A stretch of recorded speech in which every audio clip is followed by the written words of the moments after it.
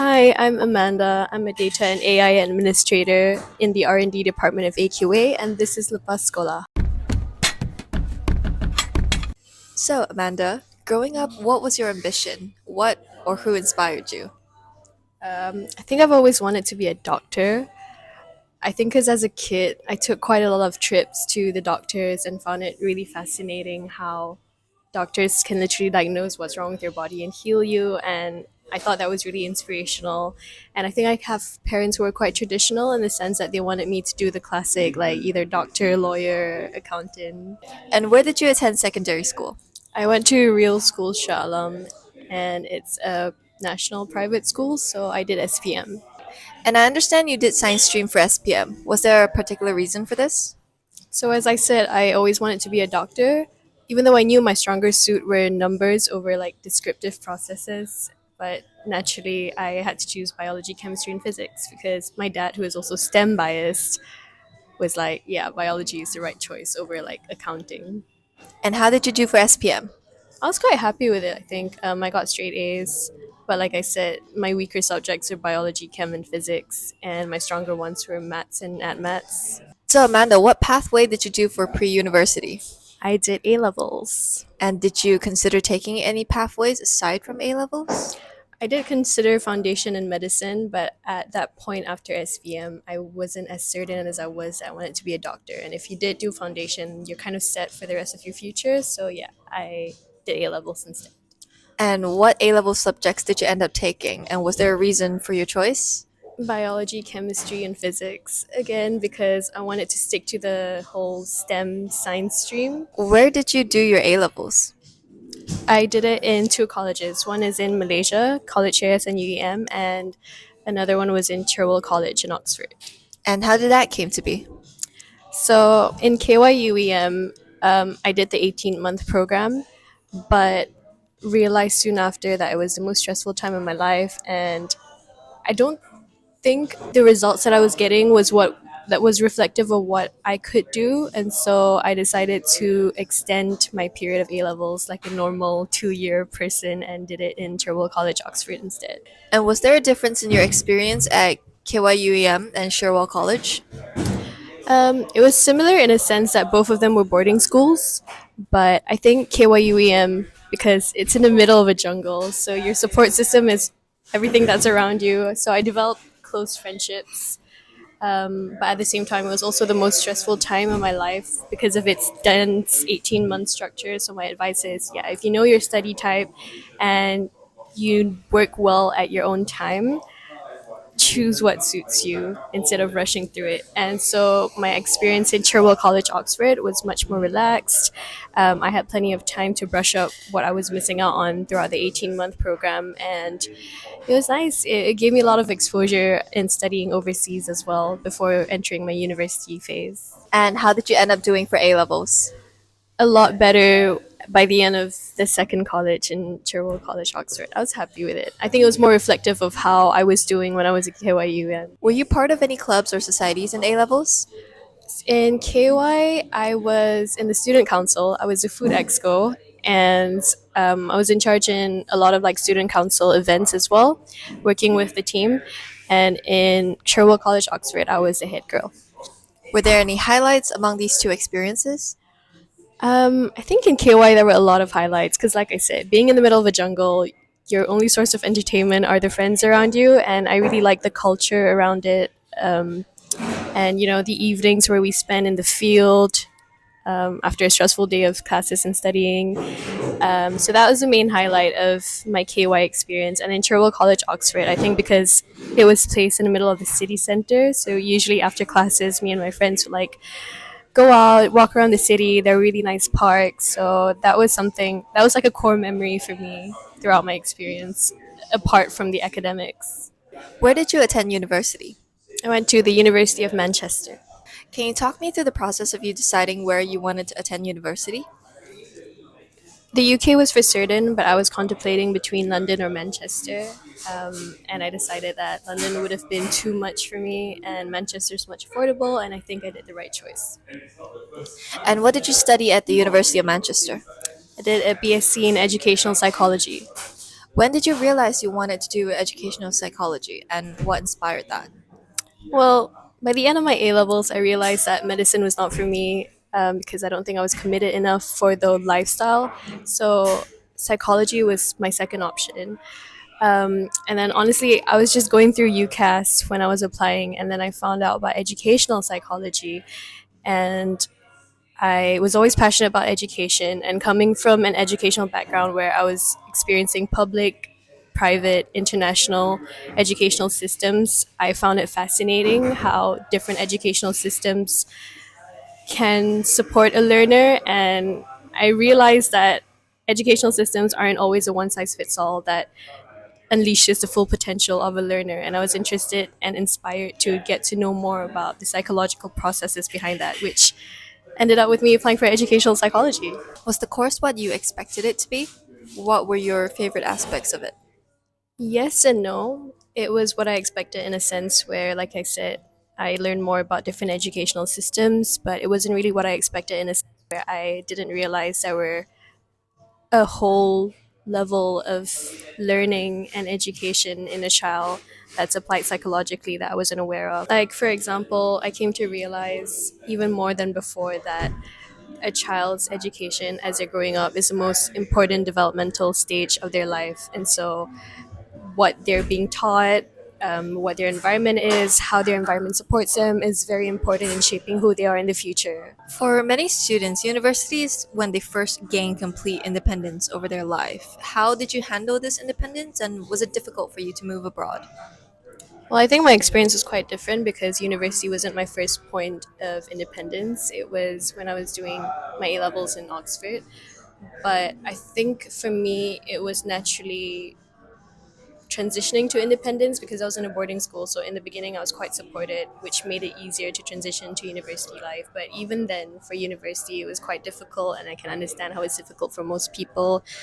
There were a lot of struggles in the beginning in the sense of trying to even like think about what you're going to eat at the end of the day, or like how you want to navigate through your social life on top of your academics. But I think of it long term. If you're going to spend time with these people and this environment for the next years of the future, you're in that city, you're going to get out of your comfort zone, which was what I did. I understand that you were a welfare officer of the Malaysian Student Society in Manchester. What was the motivation behind running for that post, and were there any trends or observations you made regarding the welfare of Malaysian students in the UK or specifically Manchester? Well, it was a year after COVID on when I was applying as welfare officer, and I was aware of the state of uncertainty that people who were coming out to fly were like. And given that I had my own experience with visa processes and stuff, I thought it was responsible for me to want to apply for that position specifically.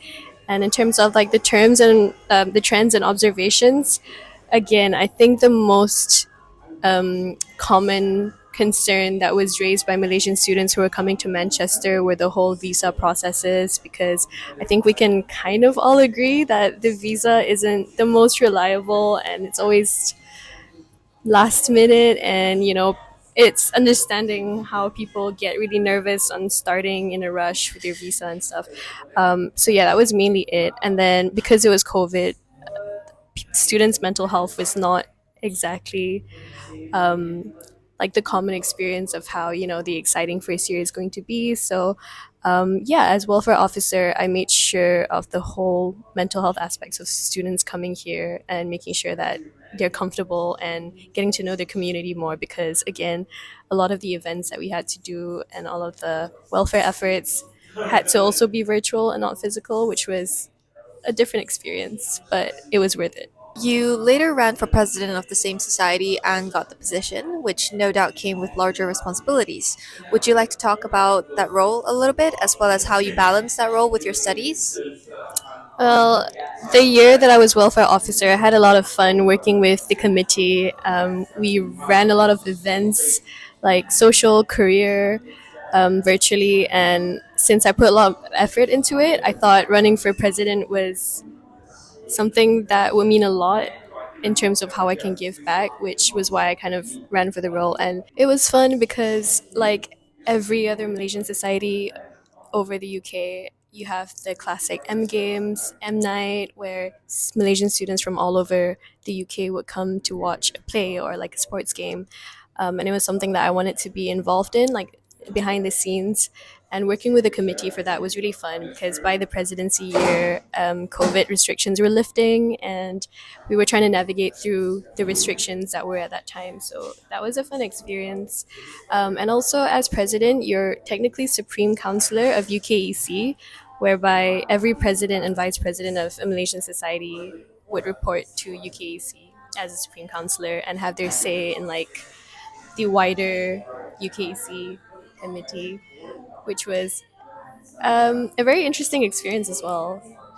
It was nice to have that space to sort of voice out what students from your region might want and need to UKEC. And how I balanced the role with my studies, well, it was not easy because I think Manchester has one of the biggest number of Malaysian students. But I had a really supportive team at that point. Everyone was very committed, and that was really important. Communication was really important as well because when you can't balance your responsibilities, you have people who support you. And if anything, it taught me how to balance academics with other stuff. Studies and societies aside, how was your university life? I really enjoyed it because, well, not so much in first year because it was COVID year, and the only friends I had were the Malaysian committee and the people that I was living with in my university accommodation. But come second year, things were starting to live. It was fun. I finally had my whole like typical university experience. I did a lot more things to take care of my mental health since the whole COVID situation took a toll on I think everyone. And I developed my own habits with time after being comfortable living with where I am. Like, I wasn't very much a fitness person, but, I did some things for mental health, like taking long walks, going to the gym and stuff. Did you have to do a dissertation for your final year? And if so, what was it on? Yes, I did do a dissertation, and it was on the relationship between acculturation strategies and the psychological well being of international students in the UK. So, acculturation strategies are basically how someone adapts in their new environment, and that could either be through assimilation, integration, separation, or marginalization. And I think with my experiences as with the Malaysian society, I was interested in finding out what sort of acculturation strategies would benefit students' psychological well-being the most.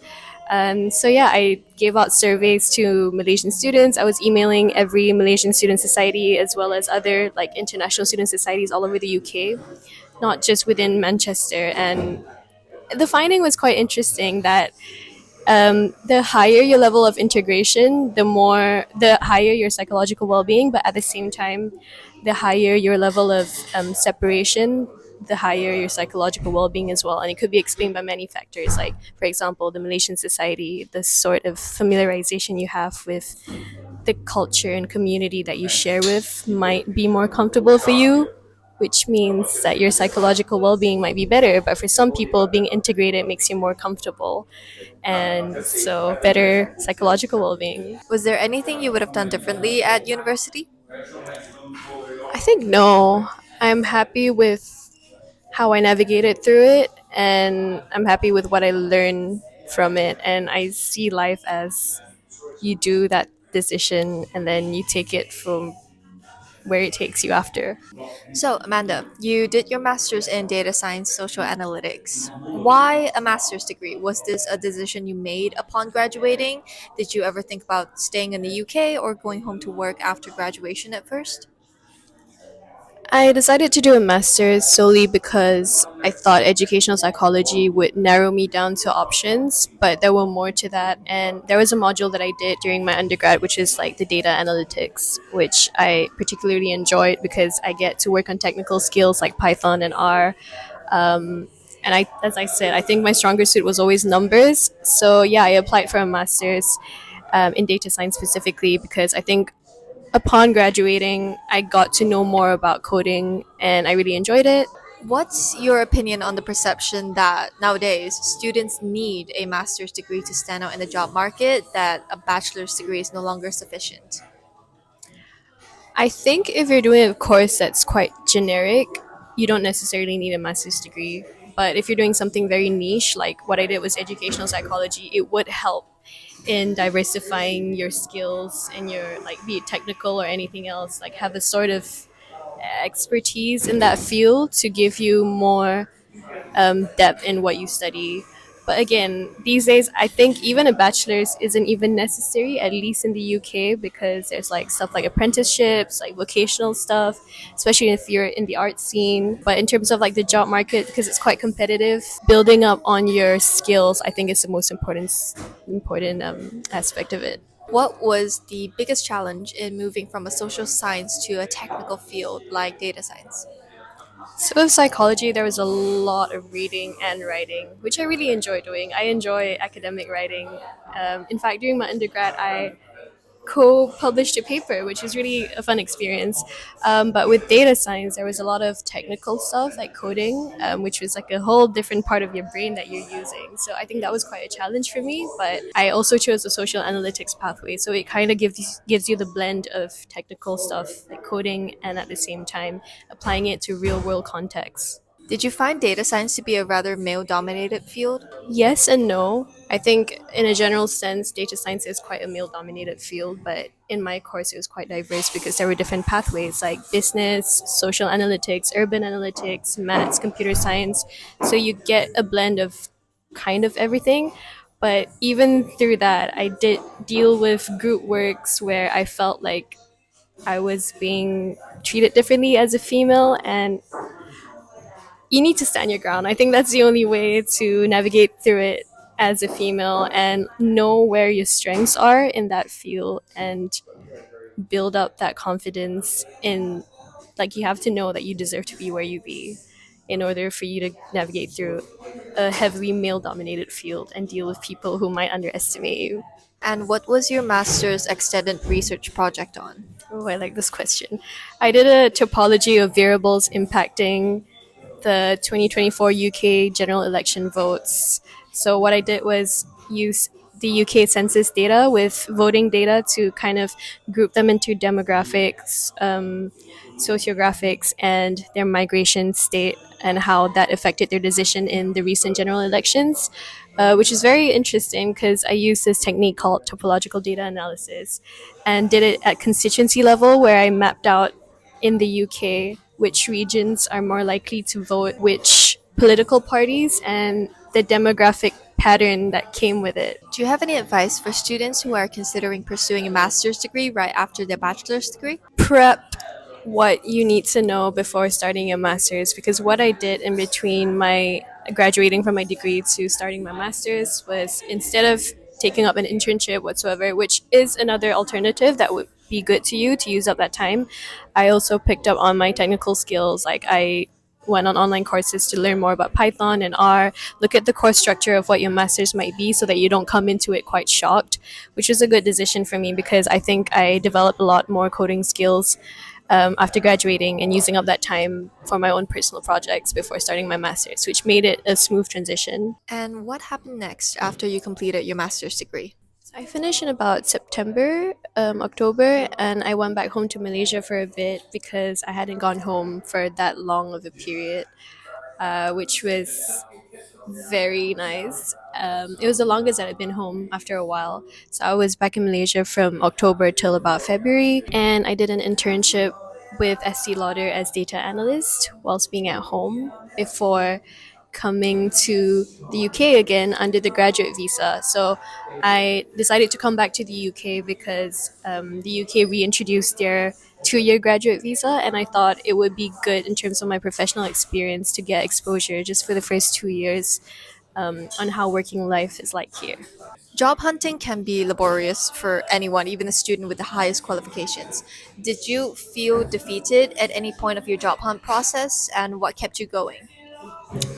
I can definitely agree that the job hunting process is not easy, but you got to be a strong soldier for that. I think it's important to incorporate your routine outside the mindset of just, I need to get a job, because I feel like at one point in my life, there were a lot of times where I wake up, I refresh my emails to check any responses, and it wasn't good. So try to make your life not just within that. Like, I get that it could give you a sort of a sense of anxiety to be unemployed, but I think upon reflecting on it, your educational pathway is different to your working life, in which when you're in education, you constantly have something to wake up to and seek out for. Whereas once you're in your working life, you're like, okay, what's next? And there will definitely be times in between where you won't be employed, and it might come off as you not being productive.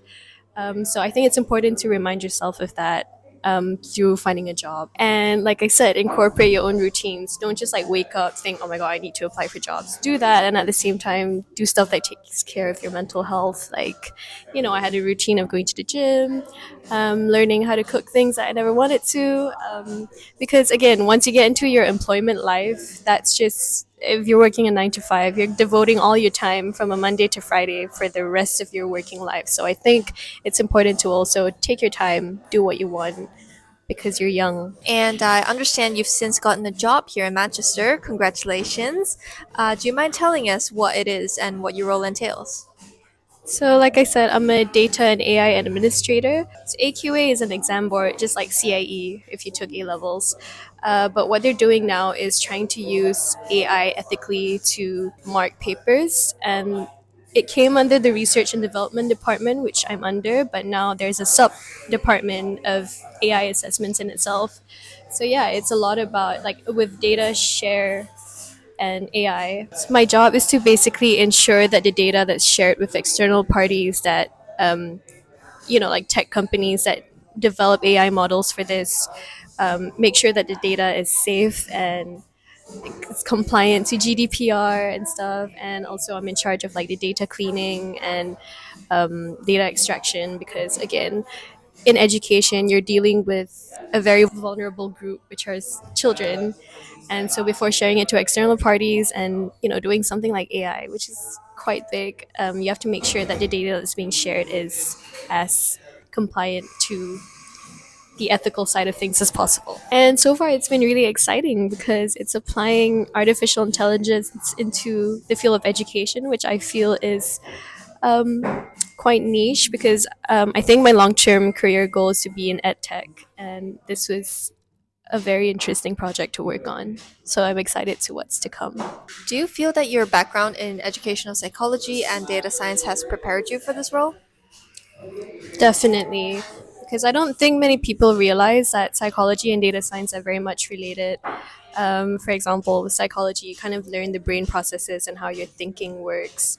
It's the same with data science in terms of like machine learning and statistics. So in data science, there's this machine learning model called artificial neural networks, which basically is how human neural networks are, but with machines. So yeah, it is very much related. And I feel like in the world of AI, there's a whole deal with the ethical side of things. And I think it's important to kind of diversify your background. So, like, for example, educational psychology, there's a lot regarding children, and you don't want people who are not aware of the ethical side of these to be working on your AI models. So, yeah, it's very much related. It's really precisely prepared me for this role. In 3 words, can you describe your education journey Lepas Sekolah? Growth, independence, expensive. I'm Amanda, and this is my educational journey, Lepas Sekolah.